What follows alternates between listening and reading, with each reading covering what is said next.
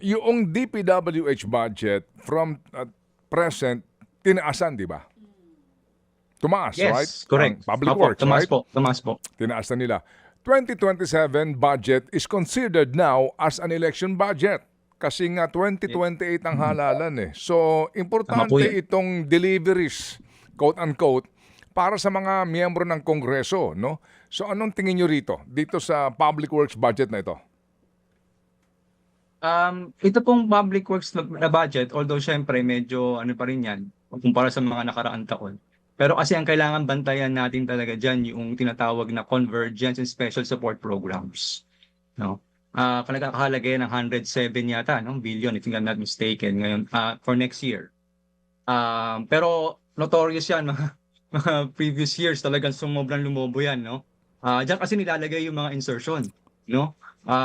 Yung sa convergence and special support programs. Ang problema po sa CSSP kasi, yan yung mga basic infrastructure program, tsaka yung mga CPAG, strengthening infrastructure, poverty, alleviating gaps.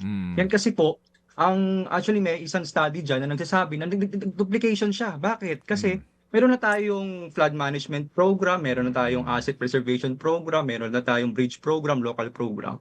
Pero ang CSSP, makikita nyo, yun yung talagang pagka NEP, yun yung proposed budget, no? So kumpara mo sa GAA, talagang lumulobo, no? So yun ang kailangan bantayan, maigay dahil ngayon, syempre 107. Yes, may syempre may vinet naman yan ng DPWH, of course. Pero yung budget level mababa pa yan. Kumbaga, I mean sa scale, in terms of scale, kumpara sa mga itong mga recent years, mababa pa yan. Kumbaga, no? Kaya yun malang bantayan kung yun ba ay papakialaman ng Kongreso. Oo, sa final approved na no na GAA na lalabas.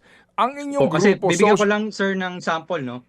Meron na tayong flood management program na program para sa DPWH. Pero meron pang flood mitigation structures under CSSP. Kaya yung sinasabi na duplication. Yung nga binabanggit din namin sa aming mga nagdaang diskusyon dito, may CPAG, may BIP, may flood management. Naipaliwanag po natin yan. Pero pag binasa mo nga in detalye, pare-pareho lang, di ba? So duplication nga. Mga kapatid, patuloy po kayong tumutok sa 105.9 True FM para sa totoong balita, impormasyon, music and entertainment. Mag-subscribe sa aming YouTube channel at podcast at sundan nyo kami sa Facebook, Instagram, X at TikTok sa True Network PH. Bisitahin din po ang aming official website, truefm.ph. At panoorin din kami sa True TV Signal, Channel 19. Kami po ang 105.9 True FM. Laging true sa'yo, kapatid.